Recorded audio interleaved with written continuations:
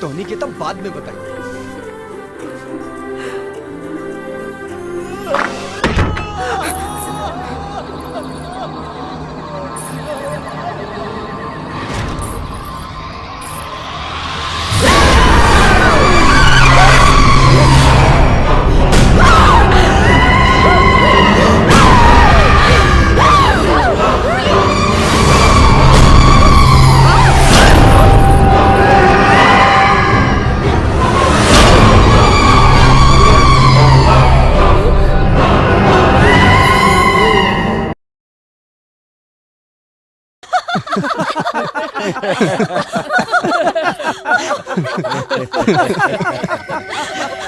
हंसत हंसत पेट फूल के ले लड्डुआ। चाचा गैस मत छोड़ दिया कि लोग के मिजाज गड़बड़ा जाए। क्यों बुढ़बा? भैया ओकरा बाद का भइल ई त बतावा। हई सेंट से देह पोत के भगेलुआ आ क्रीम पाउडर से मुंह पोत के जैसे कोहबर में गई तो अपना मेहरारू के देखा था कि अरे इंद्र भगवान के श्राप से श्रापित होके ओकर मेहरारू फक समंदरिया बन गई। जैसे भगेलुआ भागल लू बंदरिया उछल के ओकर गल में काट लेला। छोड़ तू। भैया ई मामले में लकी बाड़े बच गईले। का मतलब भैया भी अपन बंदरिया के कमरे में चोरी छुपे चल गई रहले। माई एकदम झूठ बोलती है। अरे एक तो चोरी ऊपर से सीना चोरी। अरे ये तो भैया के पुराना अंदाज बा। अच्छा अच्छा अच्छा चुप रहा। देखा भौजी खाना खैनी की ना? माई तो चिंता मत कर, भौजी के खाना खियावे खातिर भैया बाड़े नु। बड़ लतखोर भइल बियानु, बिना लात खइले ना सुधर सकेला। अरे चुप जा बेटा, भौजी के खाना खिला दा जा। अरे जो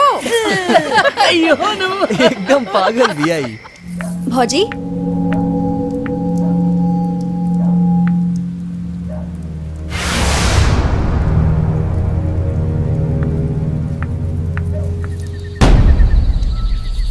भौजी इतना रात में कुआं पे? भौजी ए भौजी तू हो कमाल बाड़ू भौजी। हम खाना खाए खातिर घर में खो जाता नहीं और रहुआ यहाँ बानी। भौजी ए भौजी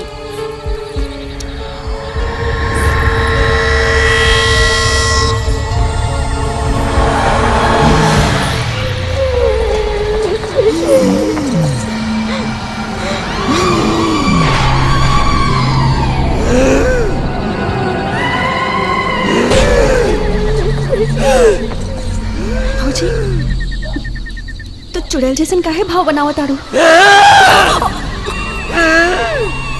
हमरा के चुड़ैल बोल के तू बहुत बड़ गलती कैले बाड़े तू।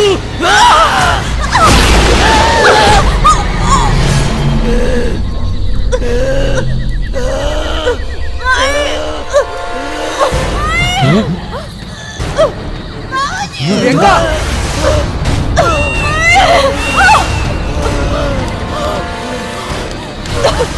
प्रियंका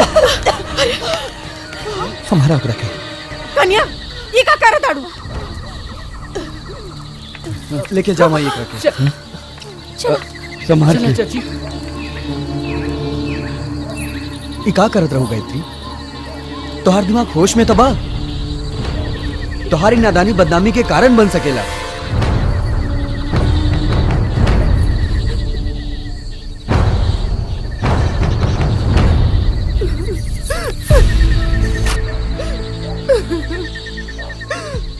रोवा मत, चला तोहार तबीयत ठीक नहीं खिला गई। चला आवा।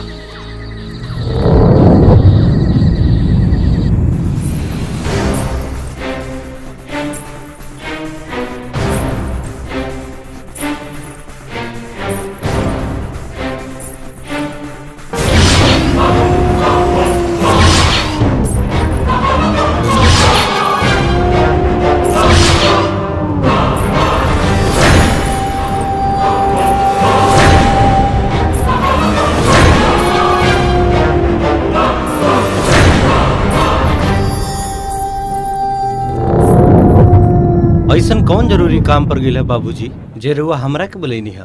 सब कुशल मंगल ते बानू? हमरा घर के कुशल मंगल तोहार बहन कुमंगल में बदल दिले बिया।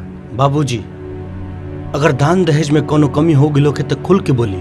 हमारा बहन पर झूठा लांछन लगा के ओकरा के बदनाम मत करी। रितेश, हमनी के भिखारी ना है, बल्कि मान सम्मान इज्जत प्रतिष्ठा के भूखल है। लेकिन तुहार पागल बहन शैतान शेरनी लेखा शिकार करतिया, ई हमनी के बिल्कुल बर्दाश्त ना हुई। अगर हमने के समय पे ना गेल रहती जा तो तोहार बहन हमार बेटी प्रियंका के जान से मार दिले रहती। रितेश, बाबूजी सही कहता रे। झूठ, सारा सर झूठ। अरे जवन लड़की एगो चूटी के देख के कांप जात होखे, वो अपना ननद के मारे की कोशिश का करी?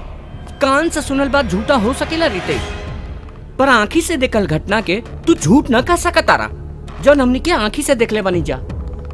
लड्डू सच कहता रे रितेश। ई का हो रहल बा? ई सब का तमाशा होता? बेटा, जब घर के इज्जत रोड पे आ जाला तब तमाशा ही होला, तारीफ ना। बाबूजी, गायत्री के दिमागी हालत ठीक नहीं खे। ऐसे में ओकरा पे लांछन लगावे से अच्छा बा ओकर इलाज करावल जाए। हाँ जी, सूरज सही कहा ताड़न। हमने के ये सब बोल के कन्या की इलाज करावे के चाहिए। कन्या ठीक हो जाई है। चिंता मत करी चाचा जी, हम एगो ऐसन डॉक्टर के जाना तानी जे दिल और दिमाग दोनों के इलाज करेला। ओकर चमत्कारी इलाज से कितना लोग के जिंदगी में चमत्कार हो गई। तो के घरे बुलावा। वैसे ओकर नाम का है? ओकर नाम बा डॉक्टर अरविंद